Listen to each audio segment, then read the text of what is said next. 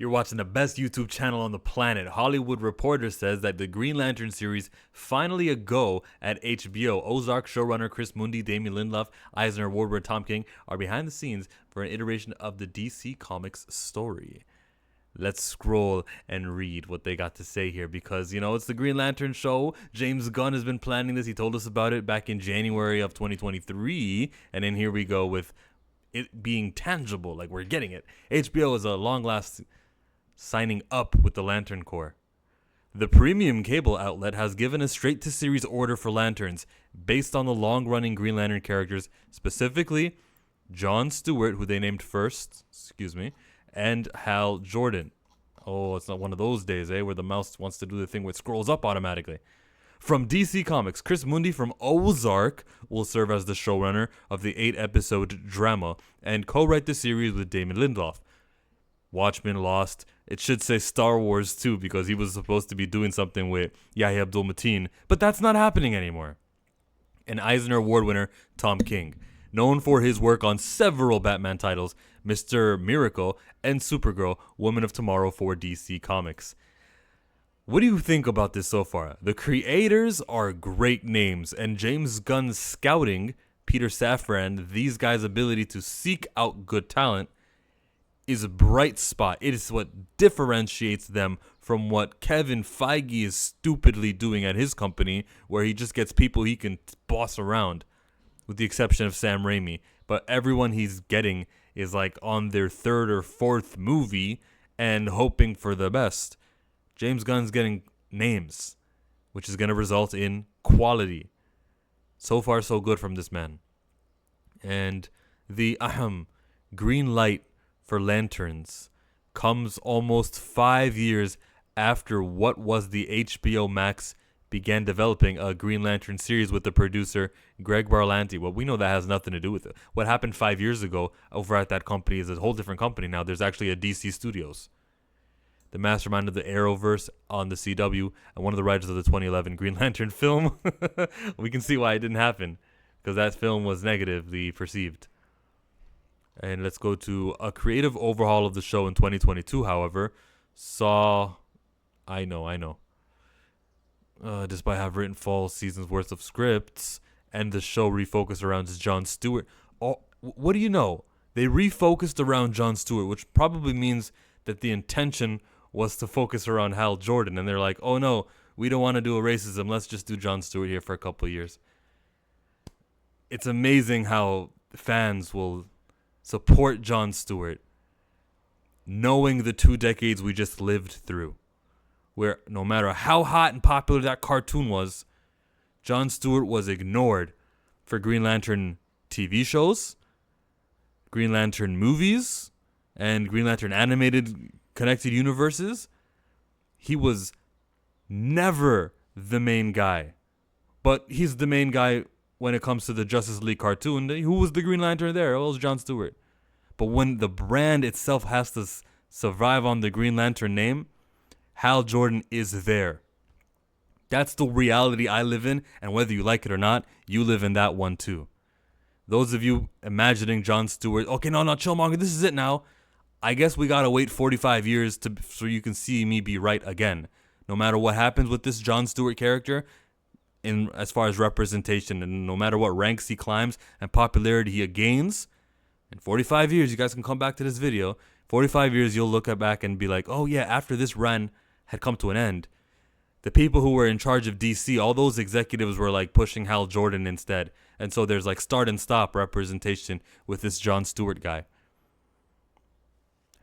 Another member of the Lanterns Corps, the first black superhero to appear in DC Comics. The reworking of the show coincided with, but wasn't caused by, Warner Brothers Discovery's installation of James Gunn and Peter Safran. Yeah, it was. It had everything to do with it. Early 2023, DC. Yep. Greg's vision was more of a space opera that he wanted to do, Safran said. Our vision is more true detective, more of a terrestrial-based investigation story. We all agreed to part ways.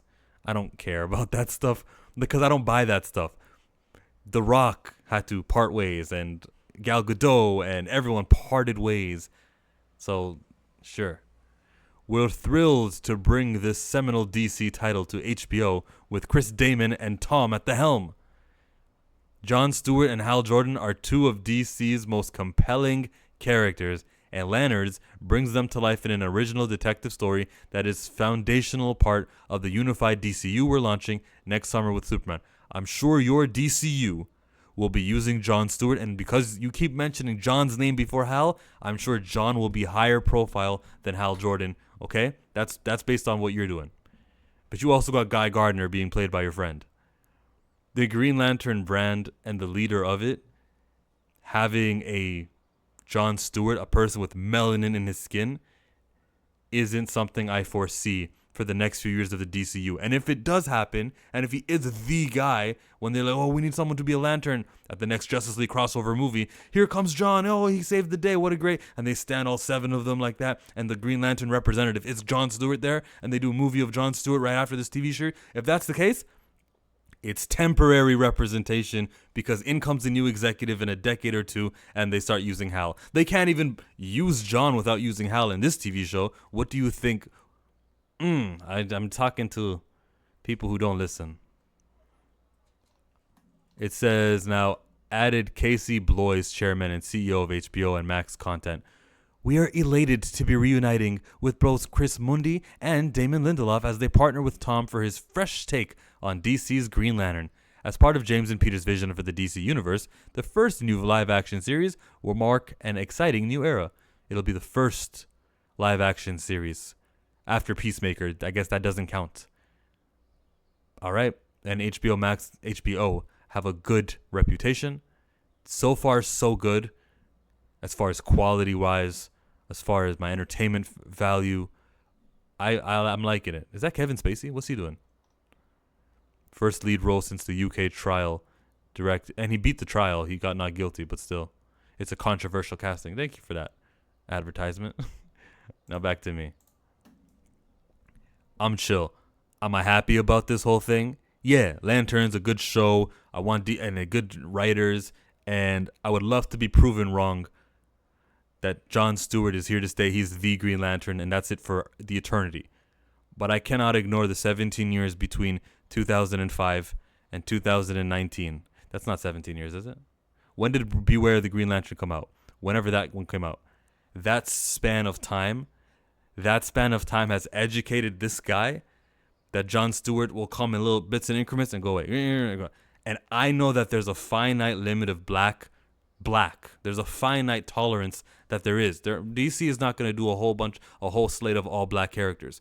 So I would hate, and I do hate, that the representation, black representation, is being used on Jon Stewart as opposed to a guy who doesn't have the handicap, which is Hal Jordan lurking around to be the primary guy of the franchise.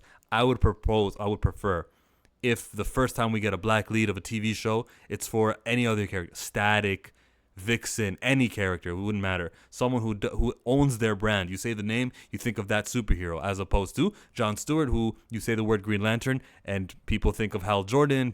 Maybe you think of Jon Stewart. Good for you. You grew up at a time where he was in the animated series, but the majority of people, or enough of the people, have it divided to this character, that character, that character. I'm happy for you.